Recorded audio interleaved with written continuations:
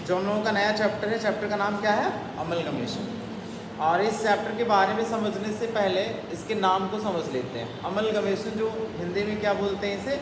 एकीकरण। हिंदी में बोलते हैं इसे एकीकरण। एकीकरण का मतलब होता है कि एक साथ का जो ये कॉन्सेप्ट है ये हैगा। आप समझो कि बहुत सारी ऐसी कंपनियां होती हैं, उन्हें अमलगमेशन करना पड़ता है। पहले तो ये जान लो कि सर अमलगमेशन होता क्या है ना? अमलगमेशन का मतलब होता है जब दो या दो से अधिक कंपनियां, मतलब दो कंपनियां हैं, दो कंपनी हैं और दोनों कंपनी सर्वाइव नहीं कर पा रही है ना? सर्वाइव का मतलब है वो मार्केट में रन नहीं कर पा रही है और वो कंपनी बहुत लॉस में चल रही है, बहुत हैवी लॉसेस में चल रही है, नुकसान में चल रही है। ऐसे केसेस में अगर कोई कंपनी नुकसान में चल रही है, कंपनी को लॉसेस हो रहा है और कंपनी चाहती है कि उसका वाइंडिंग अप भी ना हो, कंपनी वाइंडिंग अप से भी बचना चाहती है, मतलब कंपनी ये चाहती है कि हम जिंदा रहें, हम मरे ना, हम जिंदा रहें। आप समझ लो, जैसे कोई दुकानदार है, दुकानदार की दुकान बिल्कुल नहीं चलती है, फिर भी वो एन कैन कैसे भी करके सोचता है कि हमारी दुकान चलती रहे, दुकान हमारी बंद ना हो। बच्चों, कंपनियां जो होती है ना, बहुत बड़ी बात होती है। कंपनी छोटी मोटी बात नहीं होती। कंपनियों के पास खर्चे बहुत होते हैं, कंपनियों के पास एक्सपेंस बहुत होते हैं, है ना?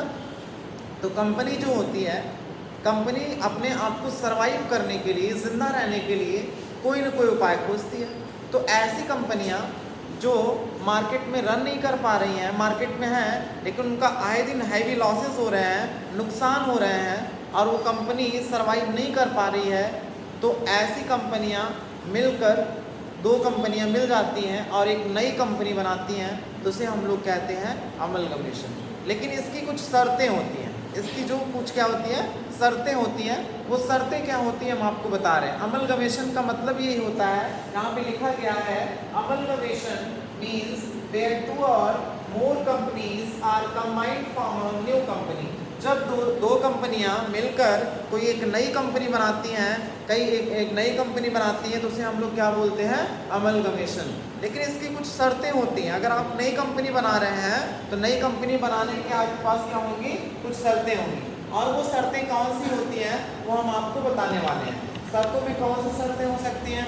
यहाँ पे जो शर्तें हम आपसे बता रहे हैं, शर्तों में सबसे पहली शर्त है, जो दोनों कंपनियां हैं ना, वो सेम नेचर का बिजनेस कर रही हूँ। सेम नेचर का मतलब, जैसे अगर एक कंपनी है वो टेक्सटाइल का काम कर रही है ना, कपड़े बनाने का काम करती है, तो जो दूसरी वाली कंपनी जिससे अमलगमेट हो रही है, जिसके साथ मिल रही है, वो भी कौन सा काम करनी चाहिए?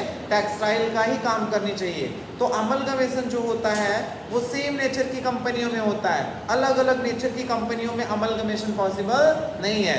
और अमलगमेशन में दूसरी शर्त ये होती है कि जो दोनों रनिंग कंपनियां होती हैं उनका वाइंडिंग अप हो जाता है, वो अपने आप को समाप्त कर लेती हैं और एक नई कंपनी बनाती है जो उनके बिजनेस को टेक ओवर कर लेती है, खरीद लेती है। एग्जांपल में देखिए, यहाँ पे हमने ए लिमिटेड है और यहाँ पे कौन सा है? B limited. एक ए लिमिटेड है और एक कौन सी लिमिटेड है? B limited. तो बच्चों, यहाँ पे ए लिमिटेड और बी लिमिटेड जो है ये रनिंग कंपनी है ना?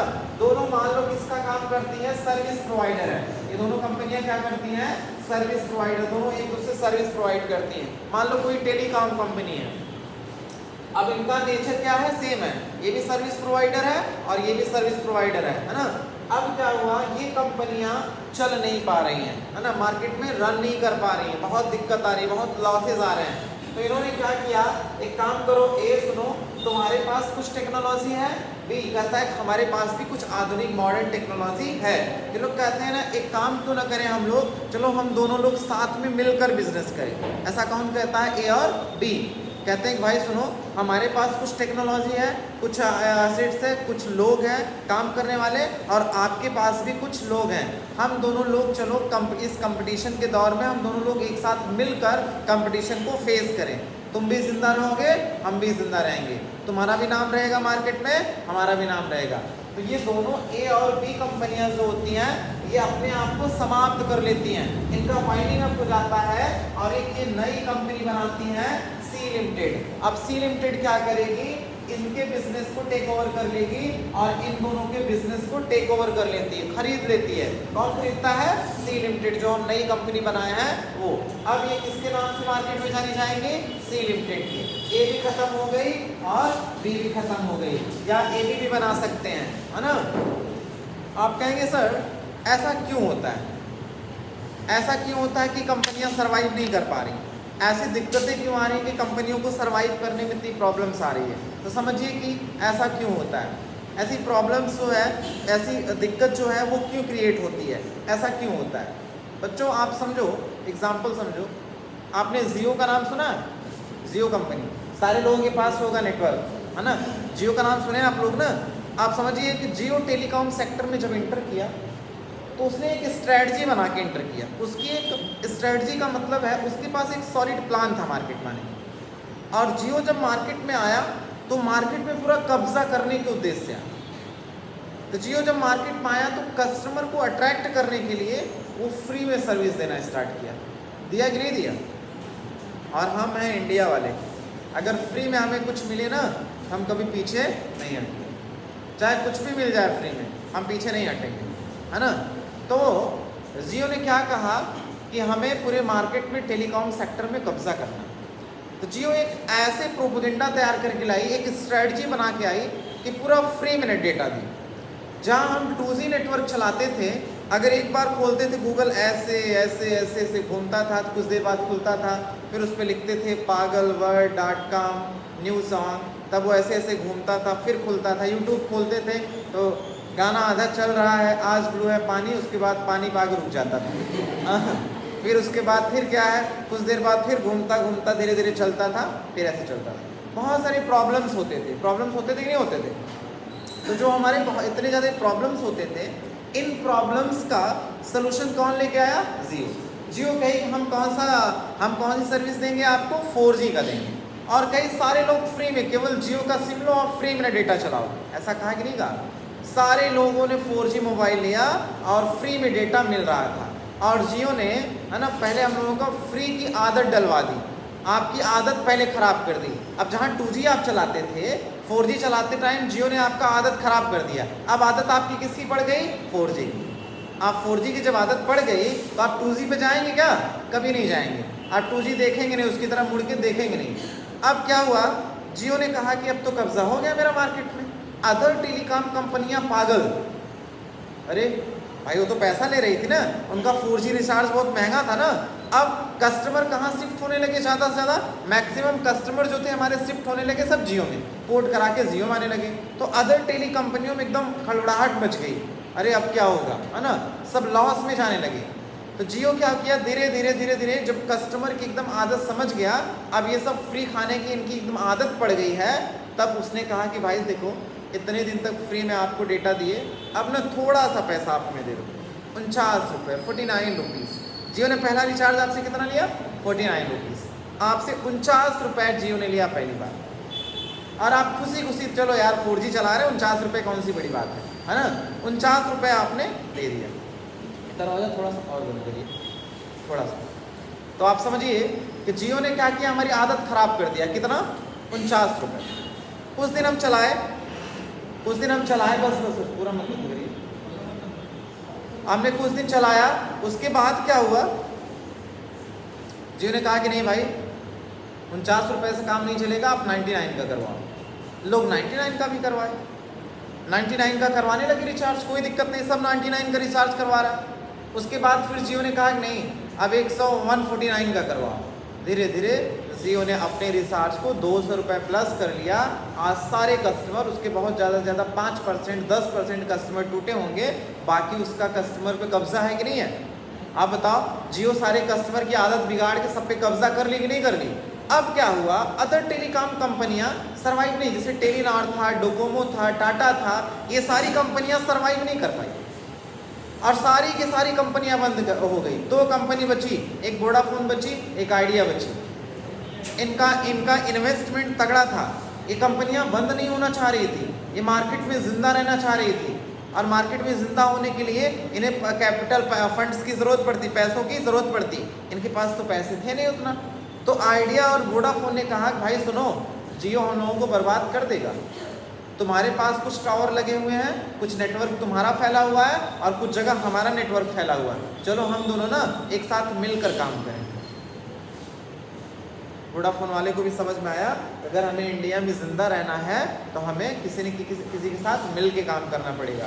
तो आइडिया और वोडाफोन एक दूसरे से अमलगमेट हो गए और वो एक नई कंपनी बना लिए VI, है ना, वोडाफोन एंड आइडिया।